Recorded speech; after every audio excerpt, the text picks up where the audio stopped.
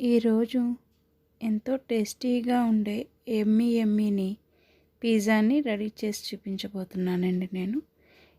దీన్ని చాలా ఈజీగా ఇంట్లోనే మనం తయారు చేసుకుని మన పిల్లలకి పెట్టచ్చు. ఇది చాలా టేస్టీగా ఉంటుందండి, బాగుంటుంది. చాలా బయట నుంచి తెప్పించుకున్న పిజ్జా లాగే ఉంటుంది. హాయ్ అండి, వెల్కమ్ టు మై ఛానల్.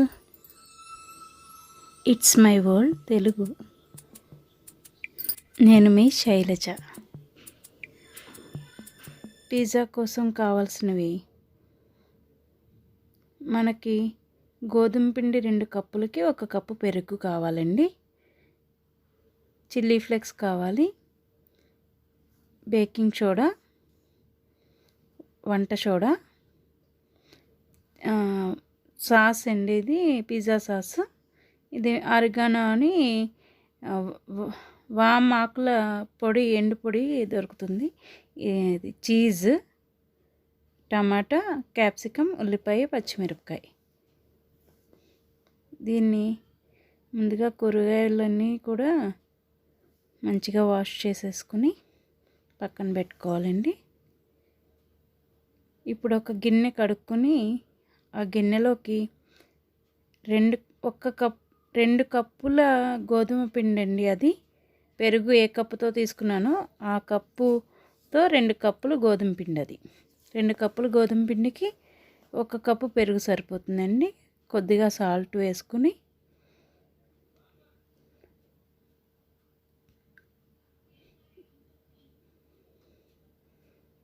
ఒక్క స్పూన్ పంచదార వేసుకోవాలండి. బేకింగ్ సోడా, ఇది 1 స్పూన్ బేకింగ్ సోడా వేసుకోవాలి.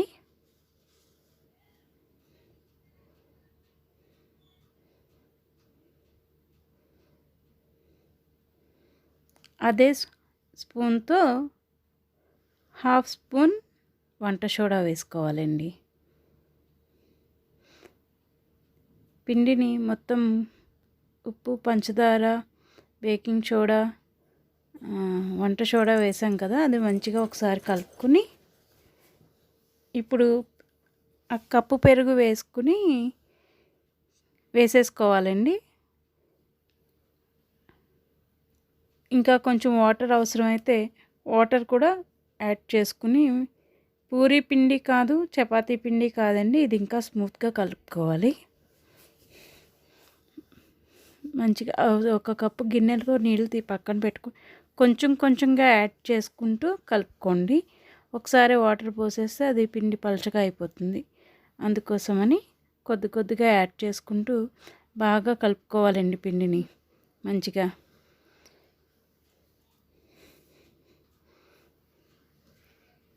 ఇది చాలా ఈజీగా పిల్లలకి చేసి పెట్టచ్చండి. ఇటువంటి ఫుడ్ పిల్లలు ఎక్కువ ఇష్టపడతారు కాబట్టి మనం చక్కగా ఇవన్నీ నేర్చుకుని పిల్లలకి చేసి పెడితే వాళ్ళు కూడా హ్యాపీ ఫీల్ అవుతారు కదండి. అందుకోసం మీకు కూడా ఒకసారి చూపిద్దామని చేసి చూపిస్తున్నాను. మైదా వాడకూడదు కాబట్టి నేను గోధుమ పిండి వాడుతున్నానండి. మైదా ఎంత తక్కువ వాడితే అంత మంచిది అనమాట అండి. మైదా మంచిది కాదు కాబట్టి బాగా అలా కలిపేసుకుని పిండిని మూత పెట్టి ఒక 15 మినిట్స్ పక్కన పెట్టుకోవాలండి. ఆ పిండి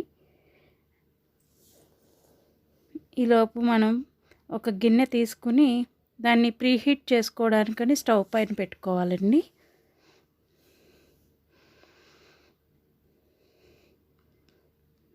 దాంట్లో ఒక స్టీల్ స్టాండ్ ఉంటుంది కదండి, టేబుల్ పైన పెట్టుకుంటాం ఏదైనా వేడి వస్తువులు పెట్టేటప్పుడు.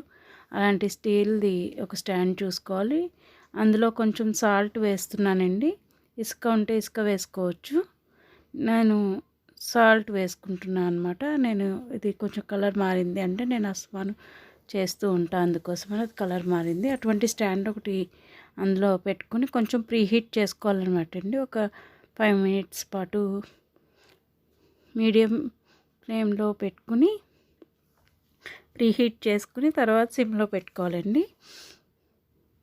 ఇలాంటి ఒక ప్లేట్ మన ఇంట్లో నార్మల్గా వాడుకునే కంచంలో అనొచ్చు, ప్లేట్ అనొచ్చు, అది తీసుకుని దానికి కొంచెం ఆయిల్ పూసుకోవాలండి. మన వంటకు వాడే ఏ ఆయిల్ అయినా పర్వాలేదు.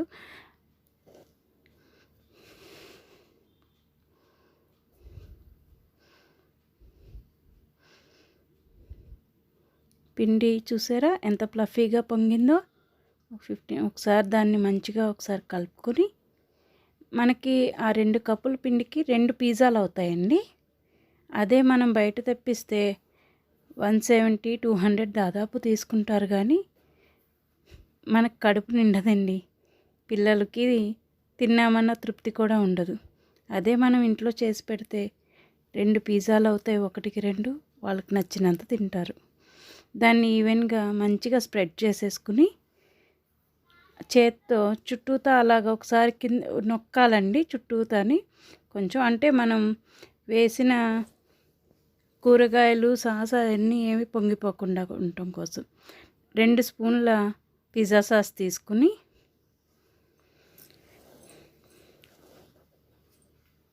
1 స్పూన్ టమాటా సాస్ అండి, ఇది 1 స్పూన్ టమాటా సాస్ వేసుకొని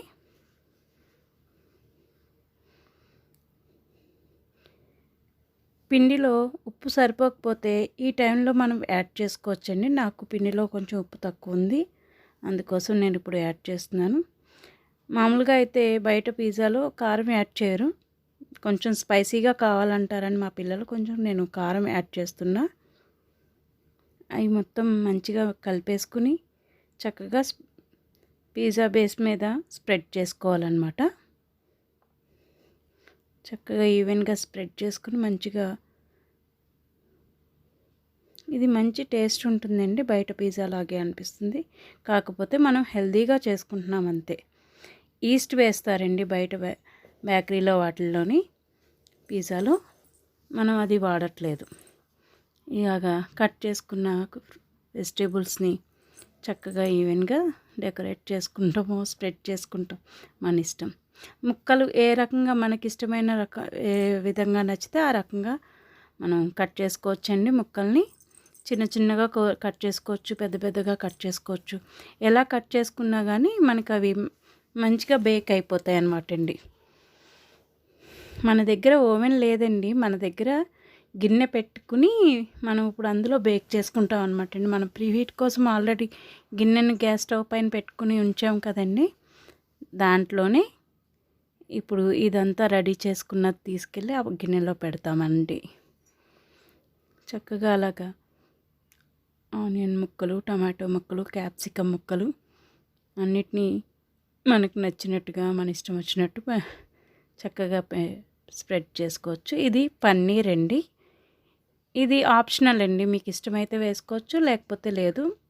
మా పిల్లలు ఇష్టంగా తింటారని నేను పన్నీర్ కూడా వేస్తాను అన్నమాట. పన్నీర్ కూడా వేయకపోయినా కూడా ఈ పిజ్జా బాగుంటుందండి. ఇది అమూల్ చీజ్ అండి, అలాంటి క్యూబ్స్ అమూల్ బాక్స్ దొరుకుతుందండి, సూపర్ మార్కెట్లో అయినా చిన్న పాల షాప్స్లో కూడా ఉంటుంది. అది చీజ్ని క్యూబ్ని అలాగా స్ప్రెడ్ చేసుకోవాలి. ఇంకా ఎక్స్ట్రా చీజ్ ఇష్టం ఉంటే అది కూడా మనం ఇంకొక క్యూబ్ కూడా వేసుకోవచ్చండి, ఇష్టం ఉంటే. చిల్లీ ఫ్లేక్స్ అండి, అవి అంటే ఎండుమిరపకాయ గింజలు అనమాట అండి. ఒక 4-5 మిరపకాయలను తీసుకుని మిక్సీలో ఒక తిప్పితే అలా అవుతుందండి. ఇదేమో ఆరిగానో, అంటే చెప్పాను కదండి, వాముది ఆకుల పొడి అనమాట. హీట్ ఎక్కిందండి గిన్నె కూడా, దీన్ని పట్టుకెళ్ళి అందులో పెట్టేసుకోవాలి. చుట్టూతా గ్యాప్ ఉండేలా అయితే చూసుకోవాలండి, అది అంటకూడదు అనమాట గిన్నెకి, లేకుంటే మాడిపోతుంది అనమాట. ఒక 20 నిమిషాల తర్వాత మూత తీసి ఇలా ఫోర్క్తో ఒకసారి గుచ్చి చూస్తే మనకి రెడీ అయిపోయిందా లేదో తెలుస్తుందండి. కొంచెం పిండి పిండిలా తగిలినట్టయితే అవనట్టు ఇది బేక్ అయిపోయిందండి. చక్కగా ఆ ప్లేట్ని బయటికి తీసేసుకుని మన ఇంట్లో ఉండే అట్ల వస్తూ కొంచెం ఇట్లా అంటే నెమ్మదిగా కొంచెం స్మూత్గానే డీల్ చేయాలండి. ఇది గోధుమ పిండి కదా, మైదా కాదు. మైదా అయితే సాగుతుంది, ఇది గోధుమ పిండి కాబట్టి ఇట్లా మన దగ్గర ఇది ఉంటే ఓకే అండి పిజ్జా కట్టరు, లేకుంటే మన ఇంట్లో ఉండే ఏ చాక్ అయినా సరే, చాక్తోనైనా సరే ఇలా కట్ చేసుకుంటామండి మనకు నచ్చిన షేప్లో. పెద్ద ముక్కలు, చిన్న ముక్కలు మనకి ఏ రకం ఇష్టమైతే అలా కట్ చేసుకుని సర్వ్ చేసుకోవడమే అండి. టేస్టీ టేస్టీ పిజ్జా రెడీ అయిపోయింది. మీరు కూడా ట్రై చేసి ఎలా ఉందో కామెంట్స్లో నాకు తెలియజేయండి. మరిన్ని మంచి మంచి వంటలు చేసి పెట్టడానికి నేను కూడా ట్రై చేస్తానండి, మీకు కూడా చూపించడానికి. మీరు కూడా మీ పిల్లలకి రెడీ చేసి పెట్టండి. ఇదిగోండి పిజ్జా, ఎలా ఉందో చెప్పండి. Please subscribe my channel, like, share and comment. నేను మీ శైలజ. థ్యాంక్స్ ఫర్ వాచింగ్ అండి.